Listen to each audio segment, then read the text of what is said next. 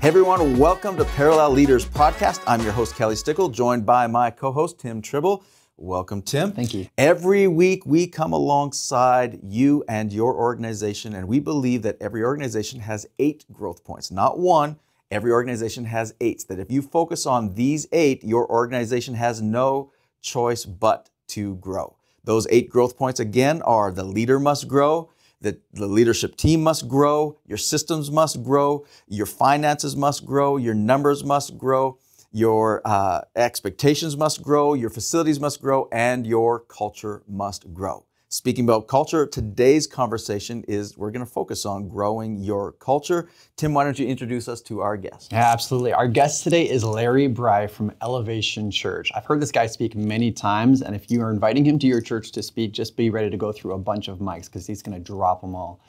So good. One of the founding members of Elevation Church. He is a Minnesota Vikings fan. That makes him more anointed, just saying. Absolutely. Yes. And he's the ministry's development pastor at Elevation Church. Without any further ado, because you're going to want to get right into this, let's go to the interview with Larry Brey. Well, hey, LB, welcome back to our podcast, man. It's so good to have you with us. So good to see you again, my friend. Oh, Pastor Kelly, it's always a joy. I wanted to dress like you today. If I could look as good as you, that's really what I'm trying to do, is to be more like you today. Well, I'm all about that. Like we're good, and I'm surprised that both of us aren't wearing purple today because we are very much on the same wavelength when it comes to who's the best NFL team in, and so we're one of the reasons why the Holy Spirit in you. Absolutely. Let's go. So, man, I'm so excited for our conversation today because we're gonna talk about culture, but one of the reasons why I'm excited about this is that the church has changed so much. I've talked to lots of pastors, lots of leaders. It's not just the church. I'm talking to business guys who are seeing high staff turnover, and churches that are seeing high attendance turnover. They're seeing people, more visitors come than ever before. Volunteers who have never been a part of it coming before. Some aren't coming back, but they got new people coming in. So one of the big silent changes that's happened to a lot of churches because of that and a lot of businesses is cultural drift. And we've seen throughout COVID is the great disruptor, and it disrupted culture. So pre-COVID, many of us established strong cultures. We've talked about culture, that's a big thing, but because of disruptions, it's eroded a lot of culture. So, man, I want to dive into talking about culture and what we do and what you guys have done in particular to address that issue. So, man, how do you identify cultural trends in your community that might be negatively impacting your church, and how do you combat that? Yeah, I think everybody's wrestling with this question right now because the expression of church is obviously changed. And I don't know if culture has changed as much as culture has been revealed. Yeah, okay, that's good. Because if you've got a small crack and the whole foundation starts to shake, that becomes a really big crack. Yep. So what was already there just became bigger. And so a lot of times when we look at our churches, at our ministries, and we'll look at it and say, our culture's gone bad. I don't know, maybe it's a seed that was there and that now has become a full-blown bush. And so it got introduced in there somewhere. So if not, there's this tendency to like scorched earth, let's just burn it all down. And I don't think that's where we need to be in the kingdom. And what we've got to do is we've got to learn where we've always taken our cues from for what the church is supposed to be in this world. Right. And we're looking at the culture that's saying, what does people want and what are they doing and how are they operating? And we need to ask those. And we need to be aware of all that stuff. But foundationally, we've got to go back to the mission of the church. That's never changed. Yep. Expression might change, but the mission is always remained the same. And we're in a season that we have to believe that the church wins. And God is saying the church must go forward, but the expression has got to look different than what it did 36 months ago. Yes. I think some of the struggle that people are having that are going to watch this podcast, I'm so glad you're doing this, is because they're trying to recreate what used to be rather than rediscovering the new expression of who they need to be. Oh, that's so good. Say that again. That's so good. I made it up in the moment. Okay. In the moment. But we don't want, we're I think that's a really good point, though, because we're so, like, I think a lot of pastors, leaders of this are going, we want to go back to what was, but that's not necessarily, that's not wise. Like, we need to be focused on not past, but focused on what we're shaping for the future and who we're becoming. Absolutely. We need to rediscover who we've always been, to reinvent who God wants us to be. So good. And we're in this season that a lot of the frustration that ministries are under is they're going back to an old scoreboard and old metrics and old systems. And what they're trying to create doesn't fit in that anymore. And they're frustrated with it. And the church has changed and people are fickle. And no, it's God uses persecution to spread the seed and to grow the gospel. Yes.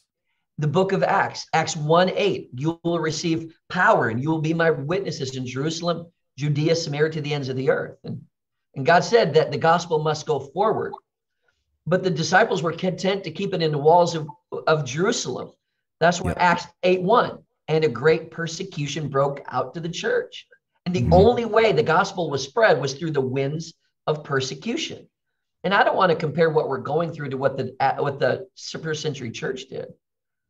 But there is a scattering of seed that God is destroying the structure of what used to be, so that it gets spread to new places. That's so good. One of the cultural trends that I've noticed in society and in our world and just North America, all around the world, is an ever-growing divisiveness. There's always been divisiveness, but there's been an ever-growing divide of this camp versus that camp, and this camp, versus that camp. And if we vote this way, then we can't associate with that one. And if we are pro-vaccine or anti-vaccine, if we're pro-mask, not like all this stuff, we divide into these camps.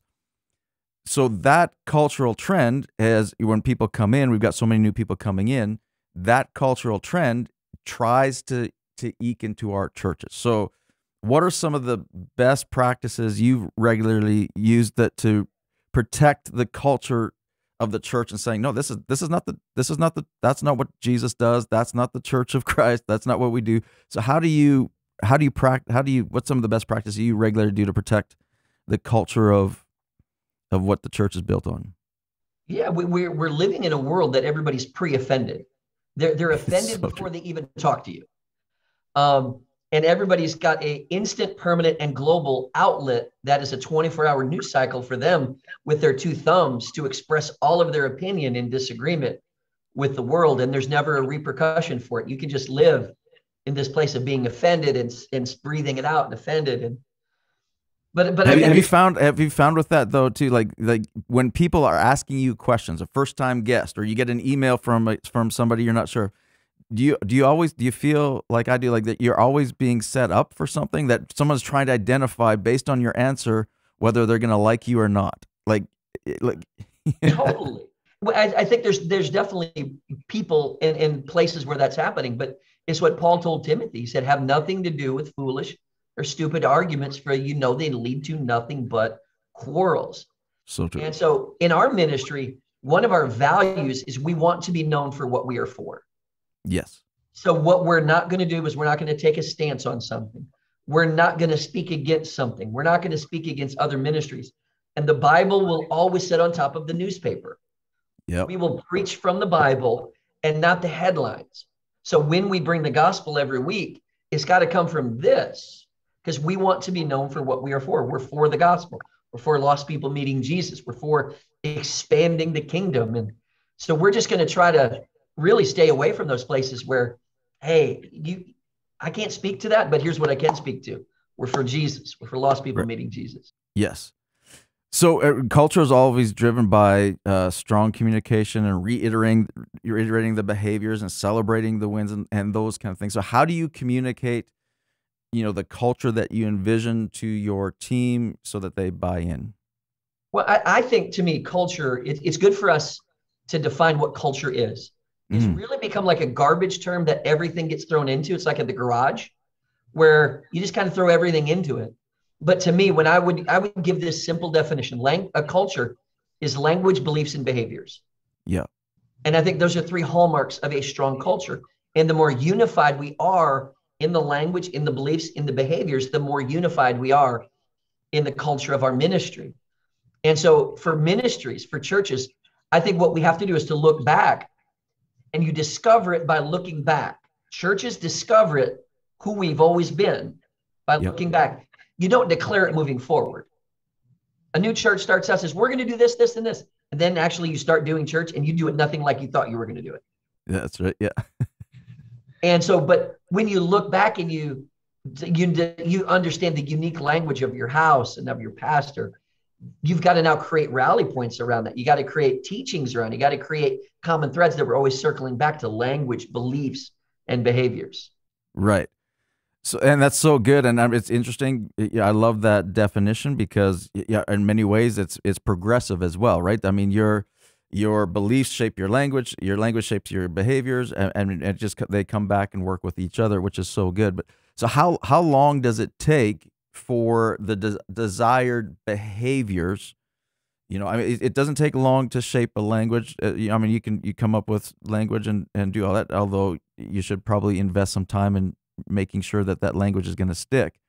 But how long does it take for a desired behavior, cultural behavior, to be fully implemented?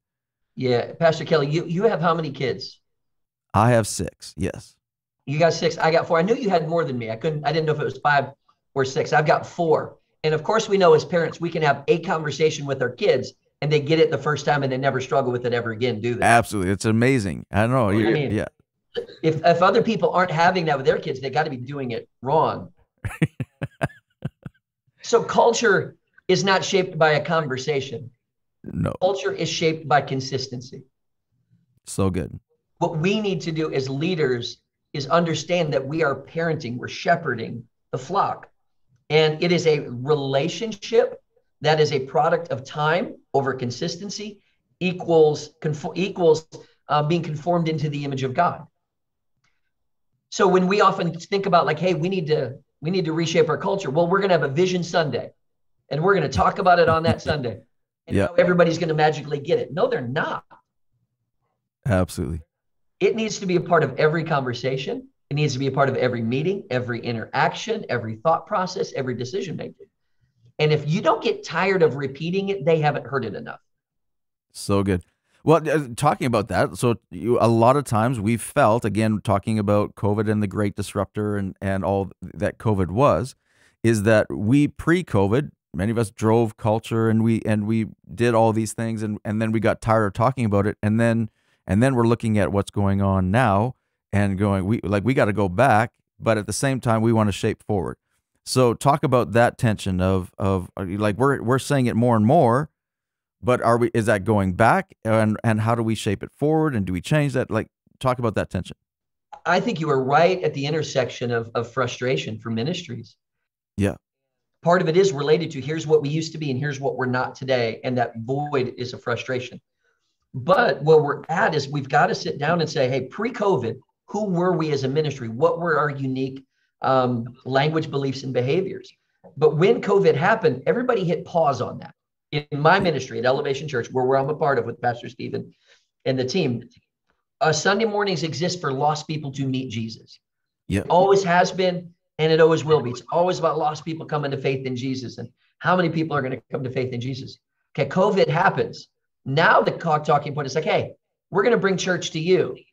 You can stay at home, sit in your sweatpants, eat your breakfast, and we're going to minister to you. And now it becomes about comfort and convenience and not about calling.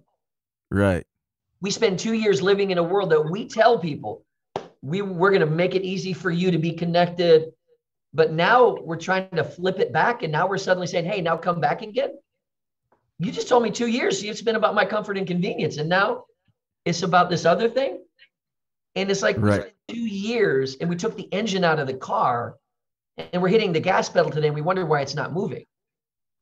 So good. And in particular, have you found this too, that it's especially in the volunteers, because people were very busy, and as a parent of 4 kids and myself as a parent of 6 kids, you know, pre-COVID, we were crazy busy. And then we look at each other and we're like, do we want to go back to that? And there's lots of people, because we've been preaching for 2 years, comfort and convenience and lockdowns and isolation, and we're more inverted, than we've ever been.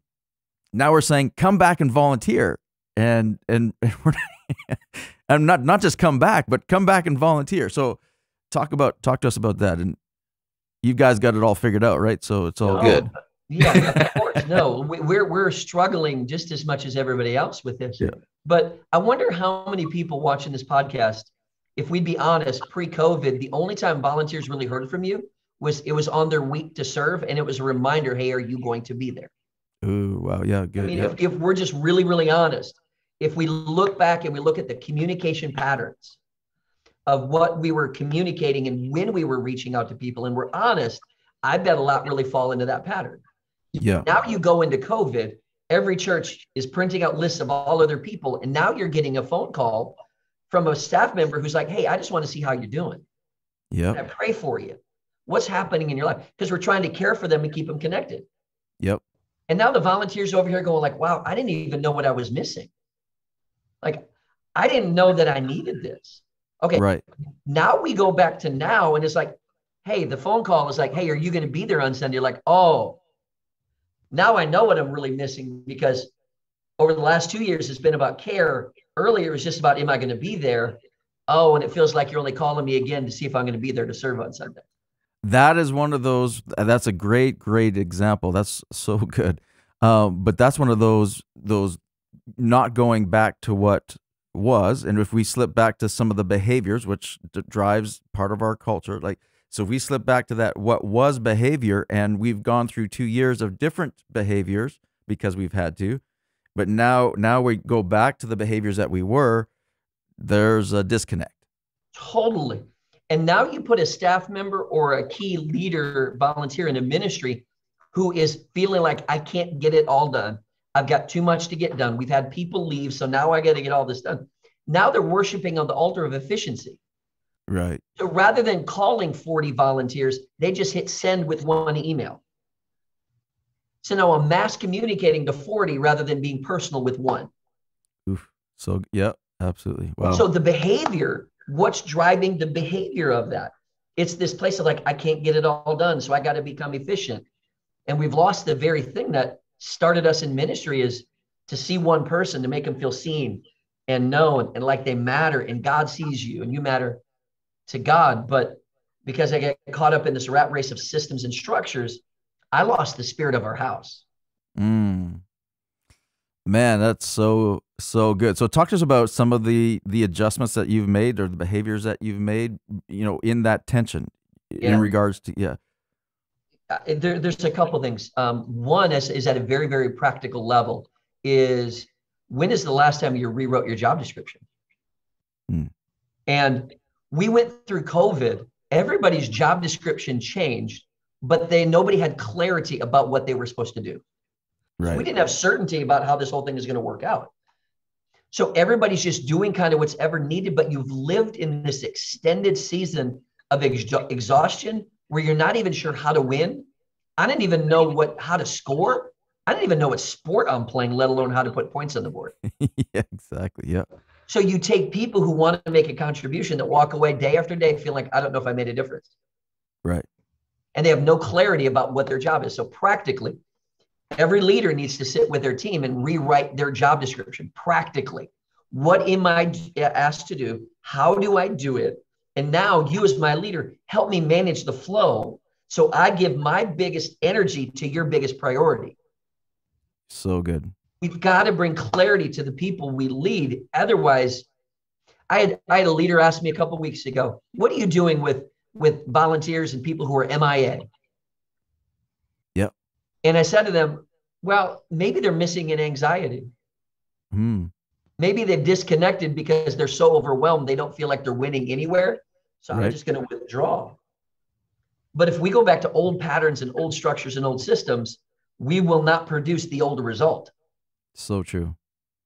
So, man, I love what you I love what you just pointed out there about, going back and as leaders, bringing clarity to our teams again, not assuming that they're clear because, well, that's what you've always done, but redefining and doing that. That is so good. And again, it's reshaping some behaviors, and those behaviors, we can't pull out the job description from 2 years ago and go, well, do that. because it's a different world we live in now than it was previously. Well, even practically this example. So if you've got somebody on your team that's responsible for the volunteer force, in the past, how would you only measure winning? Well, how many volunteers do you have? How many jobs or how many positions are unfilled? Okay, that has got to be a portion of it. But how do you actually measure, Pastor Kelly, care? Yeah. How do you, so it can't be just connect with your volunteers. There's got to be an exchange at a spiritual level and an emotional level that makes people feel seen and known. How do we make sure they're doing that? Well, and you bring up another great point, and I want to drill down in this one, because a lot of the measurements that we had to discard that throughout COVID, because the pre-COVID measurements, and then we got, we weren't sure what to measure, and all the measurements have changed. So if we go back to just the previous measurements, we'll get depressed. One thing, but we can't go back because it's a different church. So the measurements, we have to look at the measurements as leaders too, and going, what are we measuring, and how do we do that? So talk to us about some of that. Like, what have you learned, and what are some of the ways that you're reevaluating your measurements? Oh, so how many pastors and churches and ministries do you talk to that when they reference where they're at, we're blank percent pre-COVID? Yeah. Oh, yeah. Pretty much every conversation. Yeah. And can we just strike that from our language? Yes. How exhausting is it to say we're going to try to build back to something that we never might achieve again? Right. So we've got to strike that mindset of, hey, we're 40% pre-COVID or we're 30%. Wrong metric. We just got to abolish that. Let's just have a moment of silence and bury that thing. Yeah. Because that is leading to more frustration for leaders than just about anything. So we're not rebuilding to what was. We've got to redesign for what needs to be. Right. So practically, I can't use the previous metrics. So what matters to your ministry in this point? So what we want to measure is like, how many people are actually engaged in our ministry? So good. So how many people are giving? How many people are serving? And then how many people do we have in a small group? I can measure those three things. Yeah. So, but if I only go back to weekend attendance, is the Shekinah, that's the mountain that everybody wants to get to. I don't know if we'll ever get back to those numbers. I don't know if we're supposed to. But if I keep living with that frame of reference as a leader, I will never feel like I've arrived. Right. So good. How many bad metrics and perceptions need to be broken for me to actually receive a blessing? Yeah. So those are those three are those are the driving forces for your metrics of care. Yeah, I can't necessarily measure whether or not, okay, I got Pastor Kelly, he's on my list. I can't measure how good you did care with him. I can't, because it's a subjective thing. But the objective result from it is somebody who feels connected and is contributing. Yes. So the byproduct of care is what you can measure. Yes. So what should be the byproduct of care? Is it simply attendance? If it is, I with everything we're facing societally and economically and socially, I don't think that's the healthiest place to be right now. And it's so true, because attendance is not really a true representation of who's connected or contributing to the church. Like we found, I'm sure you found the same thing, that we had people that have been connected the entire time through online small groups and different communities on their own, and they were watching online services every single week and still very much connected, just weren't in the seat on Sunday morning. And then if we only counted that as the measurement, we miss a whole section of people that are connecting with our church and getting discipled, but we're not seeing that. Very much so. And that's where we had to redefine some of those things. And that's hard because nobody was as aggressive towards growing the attendance than our ministry, because we believe lost people are going to come to faith every weekend. Yeah. It's hard for us to walk through that season of like, whoa, like that's not the metric anymore. But now what's even harder right now is, as we're re-engaging, how do we not go back to old patterns? Yes. If we just let the last 2 years we just unpause the pause button and we just continue the movie like before, what did we learn in the last 2 years? Yeah. So true. And that's what I want to drill down on is that idea, because that's the realization for us as leaders. But when we're talking about culture and saying, okay, we have to define culture and then some of our behaviors now differently than we did pre-COVID. We can talk about that. And I think what we're finding is that as leaders and as pastors, we're having these conversations all the time. We're valuing these things with each other. And we've come to that realization that things have changed. But now we've got volunteers and leaders that are coming back or participating again, but their expectation now is that it's just like it was before or it's similar way. And so their behaviors are now, and how do we stop that drift from those behaviors were some of our teams now? How do we communicate that? How do we drive the culture now so that they see that, no, things are different now. We're measuring things. This is important now. This is not as important before. We're doing things differently. Yeah, and I think that's the rubber meeting the road, but it's got to reduce it down to a couple of questions I'm going to ask. One is, who does Sunday morning exist for? Yeah. So when you think in terms of the realm of the ministry, for a lot of us over the last 2 years, it was like, hey, we want to be comfort and convenience, and we want to make it easy for you to be a part of the ministry. Previous to that, it was like, bring lost people, bring lost people, bring lost people. Yep. So now we say, hey, we want you to come back to church. Is it about you being comfort and convenience, or am I saying, no, I need you to be a missionary now and bring someone back to church with you? So a really good question for ministries to wrestle with is, who does Sunday mornings exist for? Second question, how do we know who are ours? Right. How do we actually keep track of the people that God has entrusted to our care? Right. We created online streams all over the place. Are we still giving energy to that and attention to that? Or is that like going to dry up now because the physical buildings are starting to open back up again? Yep. And so was that just a temporary lifeline, or is that a consistent stream we need to keep feeding into? But that central question, who does Sunday exist for? It drives so much of it. So as you're re-engaging and you're going to be volunteering, how am I helping you answer that question? Because I need to care for you and I need you to care for the lost people walking in here. Both need to happen at the same time. Yep. I think previous to COVID, we were so one-sided. It's all about lost people meeting Jesus that we weren't creating space for this other one. So the new expression for us is both have to exist. Yes. So good. I throughout COVID and all the rest of it, and lamenting like most pastors were on trying to navigate as a pastor's leader. What are we doing and how are we doing it? And one of the things in my prayer time, I was crying out to God about all that was going on. And I was like, and about who's coming back and not coming back and where are they and what did we do and all the rest of it. And I felt God really strongly say to me, it's not about the bums in the seat. It's about those you activate in the community. And I was like, yeah, that's right. And pre-COVID, I would have said before, like, no, we're equipping the saints to do work of the ministry. We're doing that. But pre-COVID, you're absolutely right.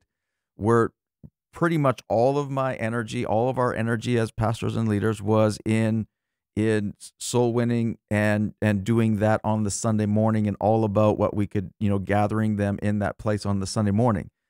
What COVID has revealed is like, no, wait, we can't do, just like you said, we can't be one-sided where we're only doing one thing. We need to activate at the other thing. We're not going to stop winning souls on a Sunday morning, but at the same time, we need to be activating. And I think in my perspective, and I love how you brought that out, but in my perspective, I think the church is stronger now than it's ever been. Like we're more poised now and stronger now than we've ever been. And I don't know about you, but I'm super excited about what the next 5 years of Christianity in the West is going to look like, because I think the church is in a position now of strength that we didn't have pre-COVID. Would you agree? 100% agree. I think this is one of the best things that could have happened to the kingdom. There were horrible things that happened in it. I'm not saying what happened was good. I'm saying what it can produce can be really, really good. Yeah. And I'm not saying COVID was a good thing. I am saying God will bring good from it. And Yes. I'm excited about how the kingdom has the opportunity, because people have lived in a world of being quarantined, being isolated, being alone. You can buy a car, you can get your oil changed, you can get groceries delivered and never have to talk to a person. Yeah. We have got the opportunity right now to make the gospel personal in a way like never before. So true. If somebody clicks onto your link, you have the ability and the opportunity to have connection into their life like never before. You've got the ability, if somebody walks into one of your buildings, make them feel seen and known and like they matter like never before. What an opportunity the kingdom has been given right now. Absolutely. I think another thing too that I'm watching is people have looked to multiple sources of hope in the past, and all of those in the last couple of years have given out. And I love what Hebrews 6:19 says, especially in the Amplified Bible. It says that this anchor is a hope. And it says, the anchor is a hope, but it says this is an anchor that will not give out no matter the pressure put on it. I love that. That's Amplified says that.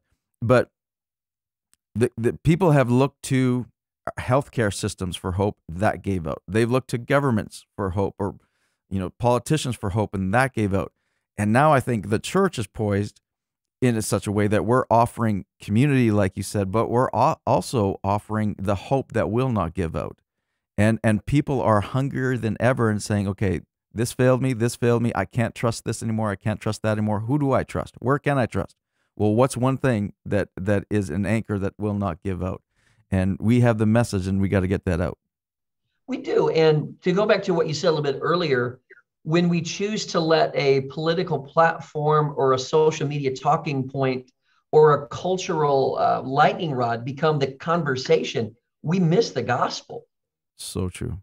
And how do we not get caught up in useless arguments, and we actually minister to people and we minister the gospel, but we don't get called into that trap of wrestling with a pig? And it's just, we lose so much ground when we do that. And so we get this opportunity, but we got to do it in a way that makes people feel seen and known and loved. And I love that, the opportunity we have in front of us. That's so good. I want to reiterate what you said earlier, that the church needs to be known what it stands for, not what it stands against. And I think we go way into dangerous territory and error when we focus on what we're standing against, and not focusing on what we stand for.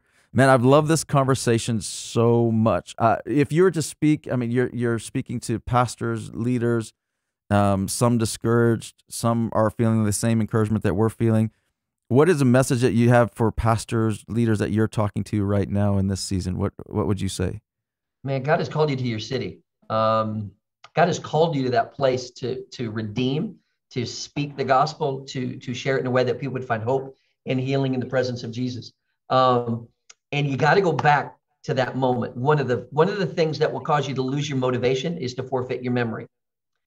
And you got to go back and say, no, why did I get into this, God? Why did you put me here? Why did you bring me to this city? Because the devil's going to steal your motivation when you lose your memory. So you got to go back to when you felt the call. God, you called me to this thing. You put me here. You gave me a hope and an assurance, and go back to that. And when you start to doubt in the future and you don't see it in front of you, and what's lining up with what God put in your heart isn't lining up with what you see around you, you got to go back to those moments and say, God, I'm believing for this, and that faith, that being sure of what you hope for and certain of what you do not see. Because when pastors walk away, it's the people that are following them that suffer. Yeah.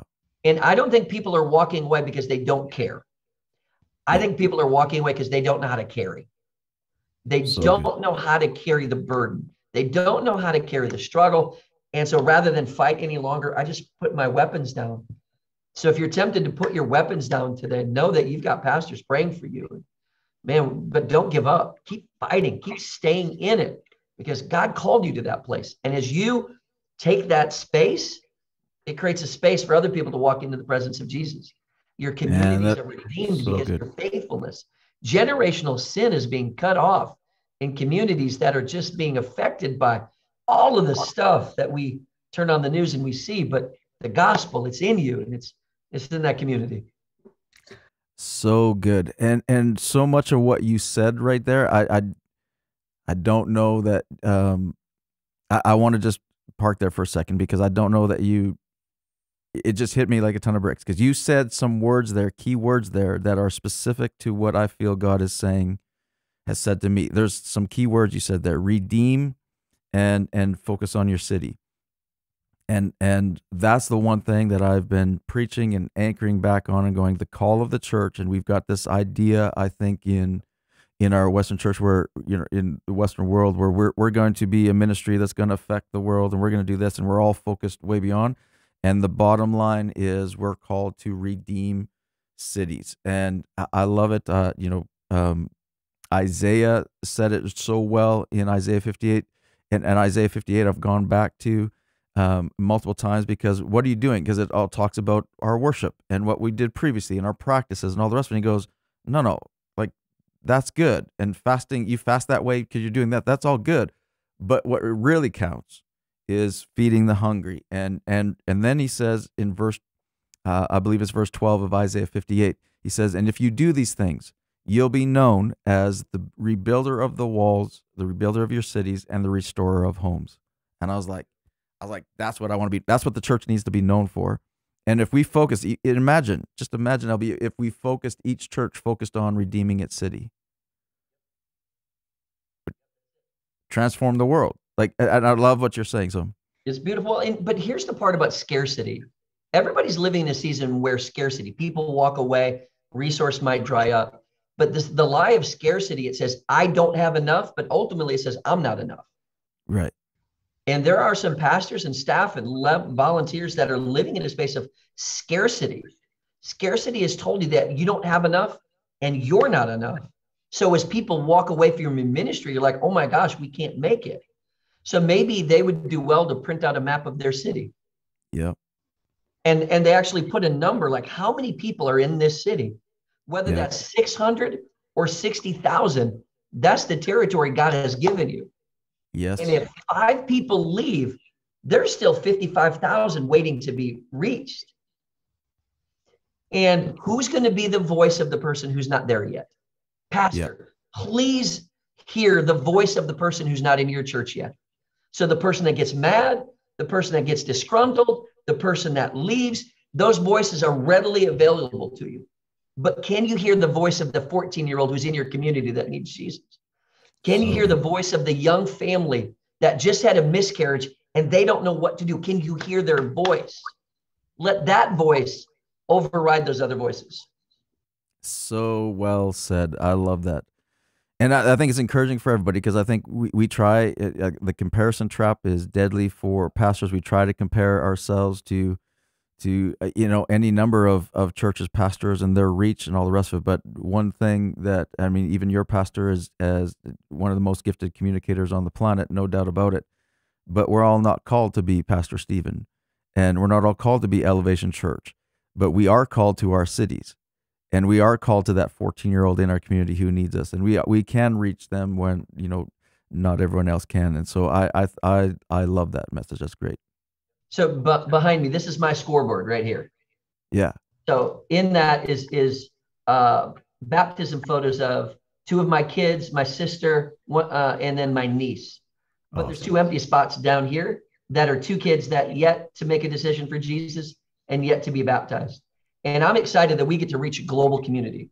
Yeah. But that's my scoreboard. I love that.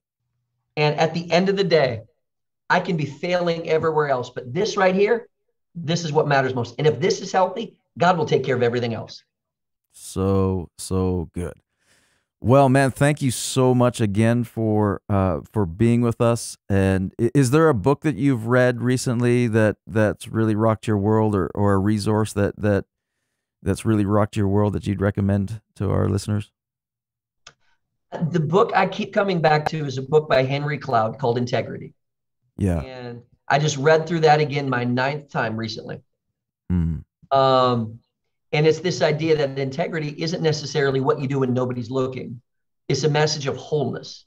How do I live a whole life? How do I minister from that place? So it's not necessarily a theological book, but it is rich in practice on how do you want to live your life.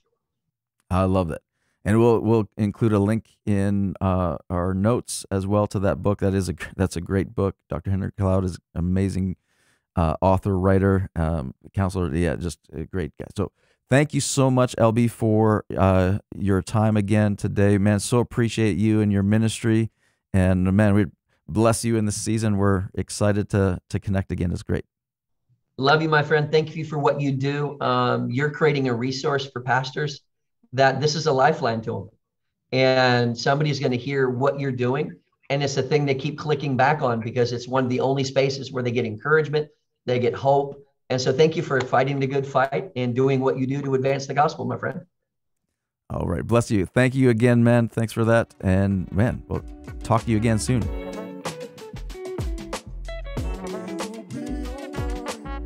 Wow. I'm always inspired whenever I talk with LB. He's such an amazing leader, drops one-liners, like you can't take notes fast enough. So I'd encourage each of you to go back and again, listen to this conversation, take notes, pause it when you need to, write down what, some of his one-liners. And man, I love the fact that he just touched on Redeemer of Cities. Yeah. And because that has become a verse I cannot shake. Isaiah 58:12 has become my life verse where, Isaiah prophesies, you'll be Redeemer of cities, restorer of homes. And I think that I just got so excited because God's saying the same thing everywhere. It's so good. What stood out to you? I love what he said, that culture is not shaped by conversation, it's shaped by consistency. So my apologies to all you pastors and leaders that did that culture talk 2 years ago and thought it sunk in. It did not. You got to bring it to your team meetings, your rallies, your Monday night staff meetings, whatever it may be. Consistently let culture be the language of your house. Yeah, one of the one-liners that stood out to me in a big way was culture hasn't changed as much as it's been revealed. Man, that hit me. I was like, that's so good. And so our takeaway from this, and one thing that you want, an action plan that you might want to go back to your teams with, is ask the question, are you investigating your culture? And remember that culture happens by design or it happens by default. So we want to be on the design end of that thing. And what are we doing to intentionally design our culture? Talk with your team about it. And again, what has COVID revealed and of our culture, and what do we need to design or redesign in this time? Yeah, that's so good, Kelly. I think you said even one time, inspect what you expect. So if you expect a strong culture, constantly be inspecting it. Well, thank you guys for listening to the Parallel Leaders podcast. Make sure to grab the application guide for this episode on our website, www.parallelleaders.com, which includes a summary of our conversation and questions for group discussion. Yeah, we hope you feel inspired by these conversations and better equipped to move forward as a leader and with your teams.